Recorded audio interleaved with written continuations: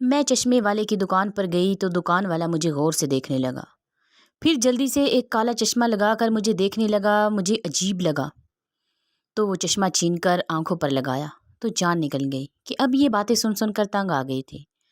میں خود جا کر دیکھنا چاہتی تھی کہ ان باتوں میں کتنی سچائی ہے۔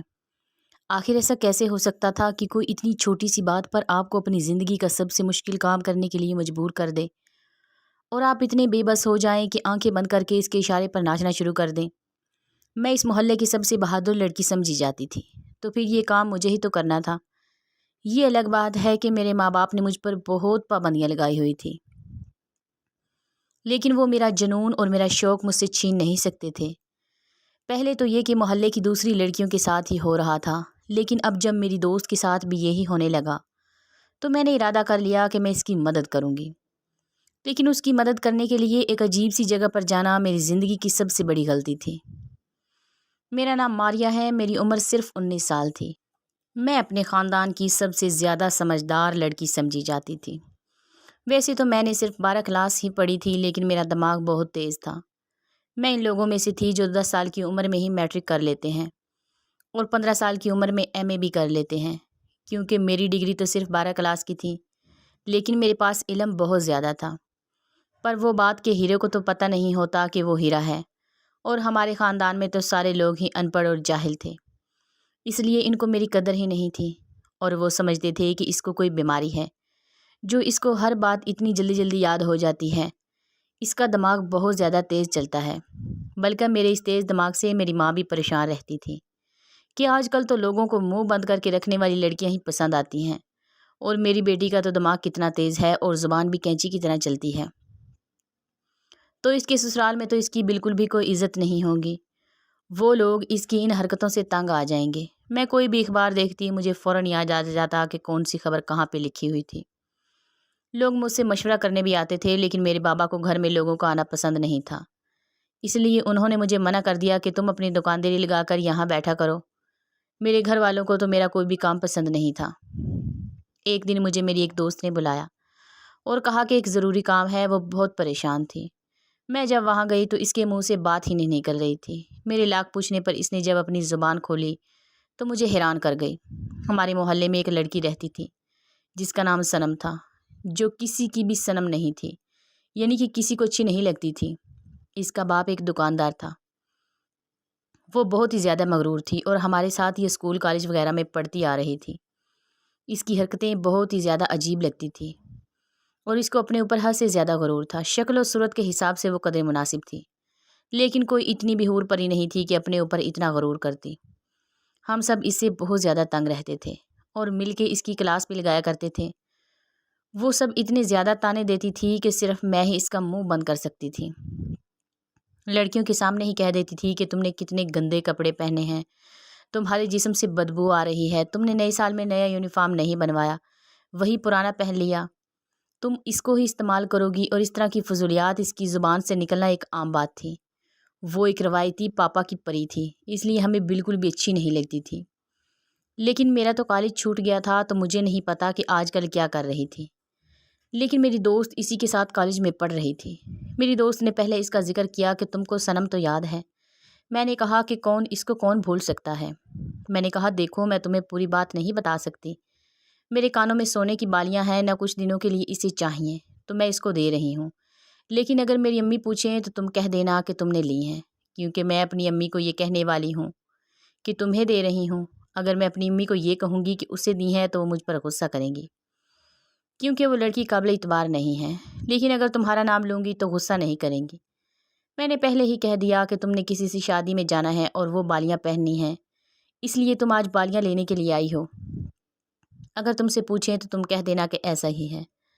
میں نے کہا کہ اچھا، یہ صحیح ہے کہ جنگ بھی میں لڑوں اور میرا کوئی نام بھی نہ ہو، اور تم مجھے ایک بات بتاؤ کہ تم اس کو اپنی سونے کی بالیاں کیوں دے رہی ہو، جبکہ تم اچھی طرح جانتی ہو کہ تمہارے ماں باپ نے تمہارے لیے بڑی مشکل سے بنوائی ہیں، اور انہی کو توڑ کے تمہارے لیے تمہاری شادی پہ سیٹ بنانے کا بھی ارادہ رکھتے ہیں، پھر تم اپنا کل سرمایہ اس کے ہاتھوں میں کیوں دے رہی ہو؟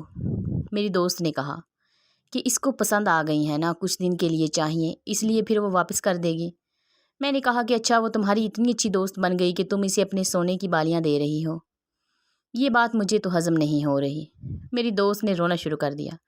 اس نے کہا کہ میری مدد کرو گی یا پھر مجھے باتیں سناؤ گی؟ میں نے کہا کہ میں تمہاری مدد کروں گی جب تم مجھے اصل بات بتاؤ گی۔ اس نے کہا کہ بس میں تمہیں اصل بات نہیں بتا سکتی۔ امی نے تم سے پوچھا تو یہی کہہ دینا کہ تم نے بالیاں لی ہیں۔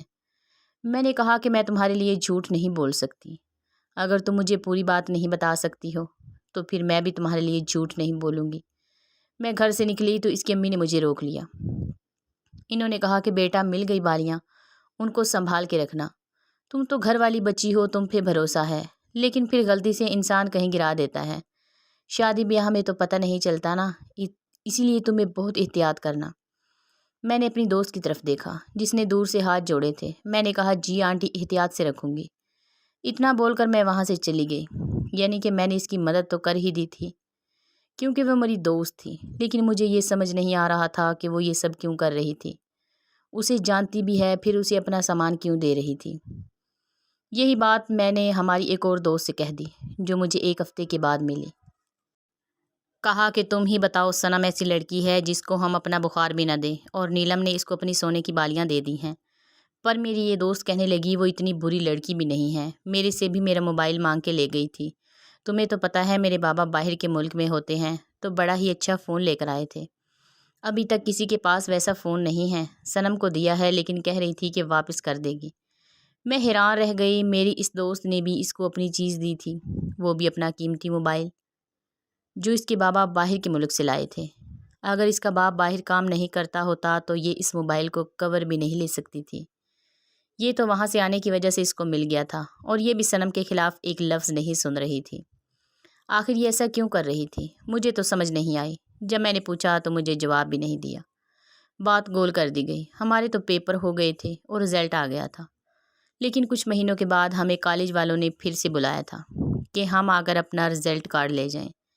میں نے بھی جانا تھا۔ یہ دن ایک پروگرام جیسا تھا۔ سب لڑکیوں نے گھر کے کپڑے پہن کر آنا تھا اور کافی لڑکیاں ایک دوسرے سے مہینوں کے بعد ملنے والی تھی۔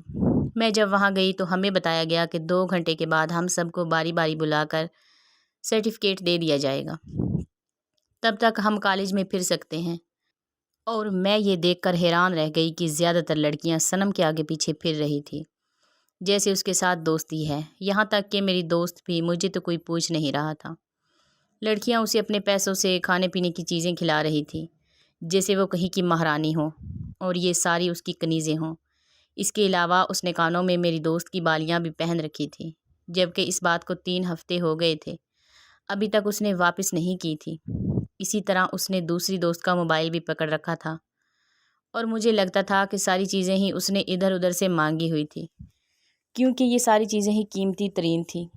پہلے تو میں برداشت کرتی رہی، اس کے بعد مجھے غصہ آ گیا۔ میں نے کہا کہ یہ کیا تم نے ساروں کو اپنے پیچھے لگا لیا ہے؟ تم تو ان سب کی ماں لگ رہی ہو، شکل سے بھی ماں ہی لگ رہی ہو۔ 7-8 مہینے میں تمہاری شکل کو کیا ہو گیا؟ بوڑھی بوڑھی لگ رہی ہو۔ میرے ساتھ اس کی لڑائی ہو گئی اور میں حیران رہ گئی کہ باقی لڑکیوں نے اس کے لیے میرے ساتھ لڑائی کر لی۔ وہ لڑکیاں جو میرے ساتھ مل کر اس کی برائیاں کیا کرتی تھی آج اس کی طرفدار بنی پھر رہی تھی۔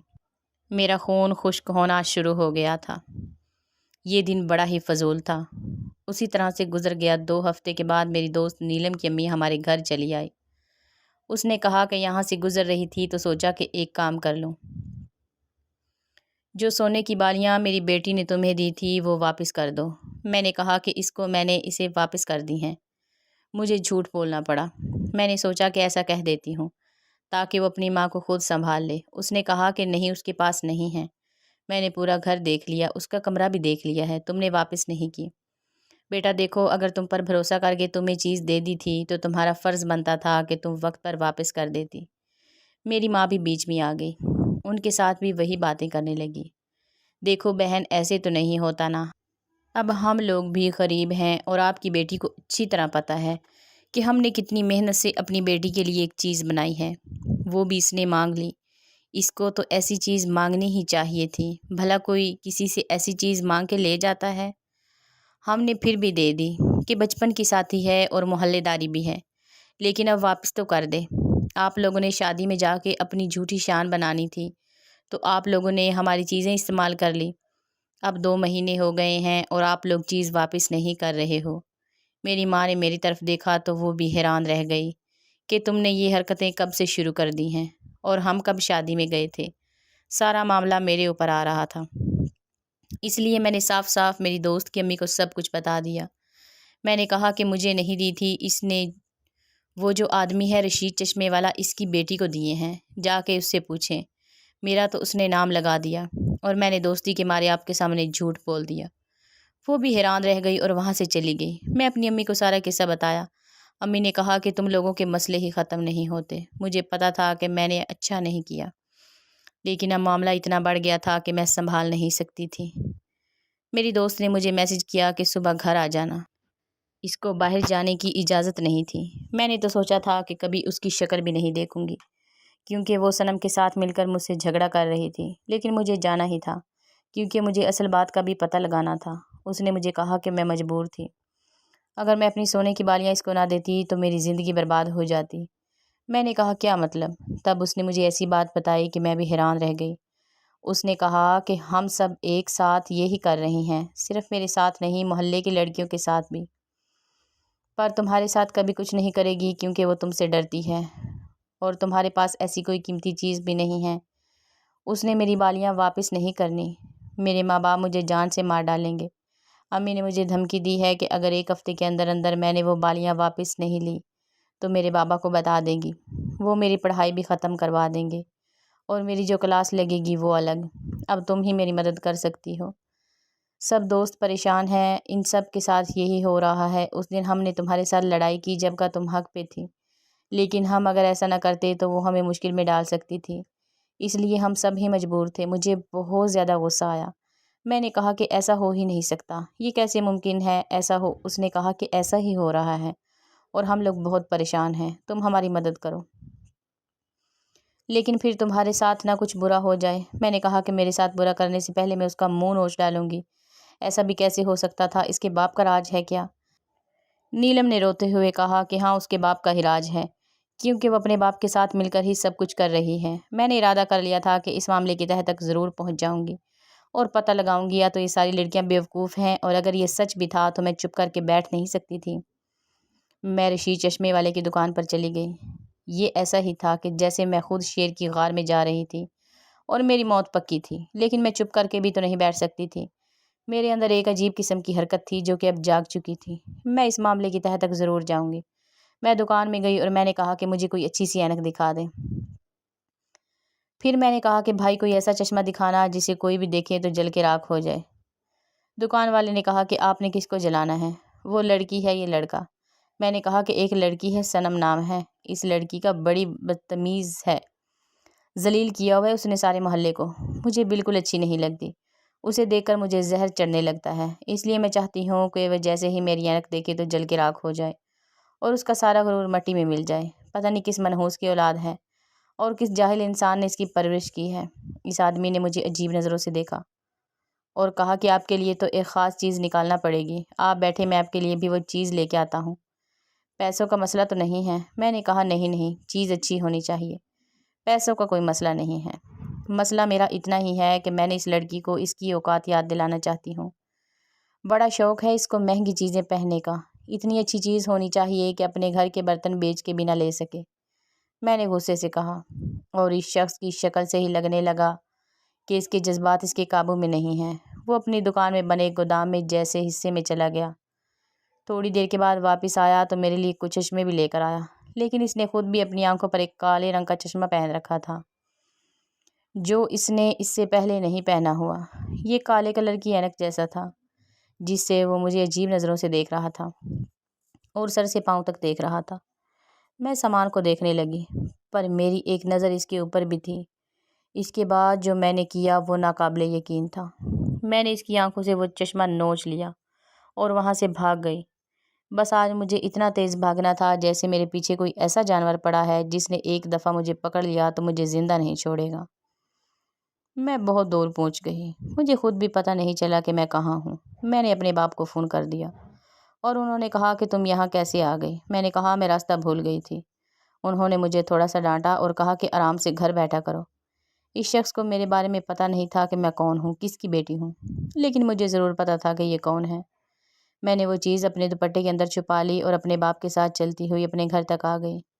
اب جب یہ سب کرنا کر لیتی، میں نے اس گھر سے باہر نہیں جانا تھا۔ اگر میں پکڑی جاتی اور میں زیادہ تیز نہیں بھاگ پاتی تو میرے ساتھ بہت برا ہونے والا تھا۔ سارے بازار والے جمع ہو جاتے اور اچھا بھلا تماشا بن جاتا۔ دراصل مجھے میری دوست نے جو بات بتائی وہ کافی عجیب تھی، اور وہ بات یہ تھی کہ اس نے مجھے بتایا تھا کہ یہ آدمی صنم کا باپ ہے۔ یہ تو مجھے بھی پتا تھا اور ہم سب کو ہی پتا تھا، پر اس کو نہیں پتا تھا کہ اس کی بیٹی کے ساتھ کالج میں کون سی لڑکیاں پڑھتی ہیں اور کون سی نہیں، کیونکہ ظاہر ہے اس بات کے بارے میں کیا پتا ہو سکتا تھا۔ میری دوست کا کہنا تھا کہ صنم نے مجھ سے میرے سونے کی بالیاں مانگی جو میں نے دینے سے انکار کر دیا تھا۔ اس کے بعد ایک دن اس نے مجھے میسج کیا اور میری ایک ویڈیو بھیجی۔ میں تمہیں بتا نہیں سکتی اس ویڈیو میں کیا تھا، لیکن اتنا تو تھا کہ میری زندگی برباد کرنے کے لیے کافی تھا۔ میرے ماں باپ کی عزت داؤ پر لگ جاتی۔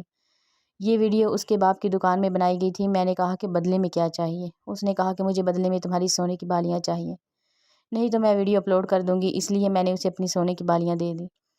میں اس کے باپ کی دکان میں گئی تھی اور وہاں اس نے ایک عجیب طرح کا کالا چشمہ پہن کر مجھے دیکھا تھا، جس کے بعد وہ ویڈیو بن گئی تھی۔ اس چشمے سے انسان اس طرح دکھائی دیتا ہے جیسے اس نے کوئی کپڑے ہی نہیں پہن رکھے۔ اس طرح اس کی دکان میں جو بھی جاتا ہے وہ اس کی ویڈیو بنا لیتا ہے، اور پھر صنم اس کو بلیک میل کرتی ہے اور اپنی مرضی کی ساری چیزیں نکلوا لیتی ہے۔ تمہیں تو پتہ ہے کہ کالج میں ہم اس کی کتنی بےعزتی کیا کرتے تھے، اور وہ ہم سب سے بدلہ لے رہی ہے، کیونکہ اس کو اس وقت صرف عزت چاہیے تھی جو ہم نے اس کو نہیں دی، اور اب وہ یہ سب کر رہی ہے۔ وہ بھی اپنے باپ کے ساتھ مل کے۔ صرف اتنا ہی نہیں، اس کی ماں بھی یہ کام کرتی ہے۔ گھر میں کوئی اور عورت آتی ہے تو وہ بھی اس کی ویڈیو بنا لیتی ہے، اور پھر وہ عورتوں کو بلیک میل کر کے گھر کی چیزیں بھی لے لیتی ہے۔ کسی سے ڈنر سیٹ مانگ لیتی ہے، کسی سے کپڑے، کسی نے بڑے بڑے فرنیچر بھی لیے ہوئے ہیں۔ یہ ماں بیٹی اور باپ مل کر اس طرح کی حرکت کر رہے ہیں، اور یہ پچھلے 7-8 مہینے سے ہو رہا ہے۔ وہ اینک اس نے باہر کے ملک سے منگوائی ہے۔ تمہیں تو پتہ ہے فلموں میں بھی ایسی چیزیں دکھائی جاتی ہیں نہ؟ ایسا ہی ہے، میری دوست نے مجھے بتایا تو میں اس وقت ہی فیصلہ کر چکی تھی۔ اگر سچ میں ایسا ہے تو تب میں پیچھے نہیں ہٹنا، اور اگر ایسا نہیں ہے تو میں اس کا بھانڈا ضرور توڑوں گی۔ اب وہ چشمہ میرے ہاتھ میں تھا اور میں اس کو پہن کر چیک کرنا چاہتی تھی۔ میں نے پہن لی، اور جب اس کے اندر سے دیکھا تو میرے قدموں تلے سے زمین نکل گئی۔ مجھے سمجھ آ گیا تھا کہ سب کچھ کیا ہو رہا ہے۔ واقعی بات تو بہت زیادہ پریشانی کی تھی۔ میری دوست کی امی کو ابھی تک سونے کی بالیاں نہیں ملی تھی، اور انہوں نے صرف 1 ہفتے کا وقت دیا تھا۔ اس طرح میری دوست کا موبائل بھی صنم کے ہاتھ میں تھا، جس کو واپس کرنے کو تیار نہیں تھی۔ یہ ایک لڑکی سارے محلے کو خوار کر رہی تھی۔ اس کے ساتھ اس کے ماں باپ بھی ملے ہوئے تھے۔ میں نے اس معاملے کی تہہ تک جانے کے لیے اس پر سرچ کرنا شروع کر دیا، اور یہ بھی جانتی تھی کہ اس کا باپ ضرور جانتا ہوگا۔ جو ہوا اس کا نتیجہ ضرور نکلے گا، کیونکہ جب میں دکان میں گئی تو میں نے نقاب نہیں کیا ہوا تھا، پر وہ کبھی بھی مجھے تلاش نہیں کر سکتا تھا۔ جب آپ کسی کی دکان میں جاتے ہیں تو ہم اس کو اپنا گھر کا پتہ، فون نمبر تو نہیں بتاتے ہیں۔ دکاندار کے لیے گاہک اجنبی ہی ہوتا ہے جب تک کہ وہ دوبارہ نہ جائے اور اس کو اپنے بارے میں نہ بتائے کہ میں پہلے یہاں آیا تھا۔ میں اپنی دوست کے گھر چلی گئی اور اس سارے معاملے کے بارے میں بتایا۔ وہ پریشان ہو گئی۔ اس نے کہا کہ تمہیں ایسے نہیں کرنا چاہیے تھا، اب کیا ہوگا؟ میں نے کہا کہ وہ چیز میرے پاس ہے۔ میری دوست نے کہا کہ نہیں، اس کو سامنے بھی مت لے کے آنا، مجھے تو ڈر لگ رہا ہے، کیا کریں گے ہم لوگ؟ میں حیران تھی کہ یہ لڑکیاں کالج میں پڑھتی تھی۔ ٹھیک ہے کہ ہم کو اتنی بڑی ڈگری لے کر نہیں بیٹھے تھے، لیکن اتنی تو بندے کے اندر عقل ہونی چاہیے۔ اسے سوچنا چاہیے کہ پتہ نہیں ایسا بھی ہو بھی سکتا ہے یا نہیں، ایسا ممکن ہے یا نہیں۔ میں اس کی بات کی تہہ تک پہنچ گئی اور میں نے یہ بات اپنے بابا کو بتا دی۔ میرے بابا مسجد کی کمیٹی کے رکن بھی تھے۔ انہوں نے میری بات سنی، اور وہ بھی تفصیل کے ساتھ۔ اس کے بعد انہوں نے مسجد میں ایک اجلاس بلایا، جس میں رشید بھائی چشمے والے کو بھی بلایا گیا تھا۔ مسجد میں جو بھی ہوا وہ میں تو نہیں دیکھا، لیکن یہ بابا نے مجھے بعد میں ساری بات بتائی۔ انہوں نے کہا کہ وہ بہت شرمندہ ہوا ہے اور ساری چیزیں واپس کرنے کے لیے تیار ہے، کیونکہ اگر ایسی کوئی اینک ہے ہی نہیں، وہ ایک عام چشمہ تھا جو کسی بھی انسان کی ریکارڈنگ کر لیتا تھا، اور کسی منظر کی بھی۔ اس طرح کا چشمہ صحافیوں کے پاس بھی ہوتا تھا، اور کچھ اور لوگوں کے پاس بھی جن کو اس چیز کو رکھنے کا شوق تھا، لیکن ایسا نہیں تھا جیسا وہ بتاتا تھا۔ اور جو ویڈیو بنائی گئی تھی وہ نارمل ویڈیو تھی، جس کے بعد ان ویڈیوز کے ساتھ ٹیمپرنگ کی گئی تھی۔ ان ویڈیوز میں جو لڑکیاں تھیں ان کا کوئی وجود نہیں تھا، وہ ایک نقلی ویڈیو تھی، اور اس میں نظر آنے والی لڑکیوں کے صرف اس محلے کی لڑکیوں کے سر ایڈٹ کر دیے گئے تھے۔ اصل میں وہ یہ والی لڑکیاں نہیں تھیں۔ بعد میں پتہ چلا کہ اس کام میں اس آدمی کا بیٹا بھی ملوث ہے، جو کہ ایڈٹ کرنے کا کام جانتا تھا، اور اس کا دماغ ایسی باتوں میں بہت زیادہ چلتا تھا۔ یہ پورا خاندان مل کے سارے محلے کو ذلیل کروا رہا تھا، اور محلے کی بیٹیوں کی عزت کو رسوا کرنے کی کوشش کر رہا تھا۔ اس کو پولیس کے حوالے کر دیا گیا اور جس نے جو بھی سامان دیا تھا اسے واپس مل گیا۔ پورا محلہ میری تعریف کر رہا تھا کہ یہ سب کچھ میری وجہ سے ہوا تھا۔ میں اس معاملے کی تہہ تک پہنچی تھی اور میری بہادری کی وجہ سے سب کی عزت بچا لی تھی، نہیں تو لڑکیاں بلیک میل ہوتے ہوئے جانے کس مقام تک پہنچ جاتی۔ ان لوگوں کی اب یہاں پہ کوئی عزت نہیں تھی، ان کا گھر اپنا تھا اس لیے وہاں سے جاتے نہیں تھے، لیکن سارے محلے نے ان کا بائیکاٹ کر دیا تھا۔ ان کو اس محلے کی کرانے کی دکان سے بھی کچھ نہیں ملتا تھا۔ اگر ان کو کچھ بھی لینا ہوتا تو بہت دور جانا پڑتا تھا، کوئی ان کی طرف دیکھتا تک نہیں تھا، عید تہوار پر کوئی ان کو بلاتا نہیں تھا۔ اس شخص کا محلے کی کسی بھی مسجد میں داخلہ بھی ممنوع تھا۔ اس عورت سے بھی کوئی بات نہیں کرتا تھا اور کالج سے بھی اس لڑکی کو نکال دیا گیا تھا۔ میرا خیال ہے کہ ان لوگوں کی اتنی سزا کافی ہے۔ اس کی ماں ہمارے گھر آئی اور میری ماں سے معافی مانگی کہ اپنی بیٹی کو کہیں کہ ہمارے بارے میں لوگوں کی رائے بدل دے، اگر یہ کہے گی تو ہماری عزت واپس مل جائے گی۔ تو میری ماں نے تو اسے گھر کے اندر بھی نہیں آنے دیا اور دروازے سے ہی بھگا دیا۔ میرے ماں باپ مجھ پر فخر کرتے تھے، انہوں نے کہا کہ تم بہت زیادہ بہادر ہو، تمہاری پڑھائی روک کے ہم نے اچھا نہیں کیا۔ انہوں نے مجھے پھر سے داخل کروایا اور میں اپنی پڑھائی مکمل کر کے آگے پڑھنا چاہتی ہوں، کیونکہ وہ سمجھ گئے کہ میں عام لڑکی نہیں ہوں۔ یہ بات میرے دماغ میں آئی تھی کہ اس طرح نہیں ہو سکتا، اور اس کی آنکھوں سے چشمہ نوچ کر بھاگ جانا کوئی چھوٹا سا کام نہیں تھا۔ اتنی ہمت محلے میں رہنے والی لڑکیوں میں کہاں ہوتی ہے۔ ہمیں بہادری نہیں سکھائی جاتی، لیکن اگر میں یہ سب نہیں کرتی تو نہ جانے کیا سے کیا ہو جاتا تھا۔ اب اس پورے محلے میں میری عزت تھی اور سب لوگ مجھے اچھی نگاہ سے دیکھتے تھے، میں بہت خوش تھی۔ مجھے تو لگتا ہے کہ اس محلے سے صنم کو رشتہ بھی ملنے والا نہیں تھا، لیکن جو اس نے کیا اس کی یہی سزا تھی۔ میں نے محلے کی لڑکیوں کو سمجھایا کہ بیوقوف لوگوں کو لوگ اور بیوقوف بناتے ہیں، ڈرپوک لوگ اور ڈراتے ہیں۔ ہم نے جو اس کے ساتھ کیا وہ بھی غلط تھا، لیکن اگر وہ بدلہ نہ لیتی تو وہ حق پر تھی۔ اس نے بدلہ لیا اور ہم سب کو عقل سے کام لینا ہوگا۔ اب وہ زمانہ نہیں رہا، اس طرح فلموں میں ہوتا ہے۔ اگر کوئی ایسی چیز ہوگی بھی تو اس کا مطلب یہ نہیں کہ وہ اس محلے تک پہنچ جائے گی۔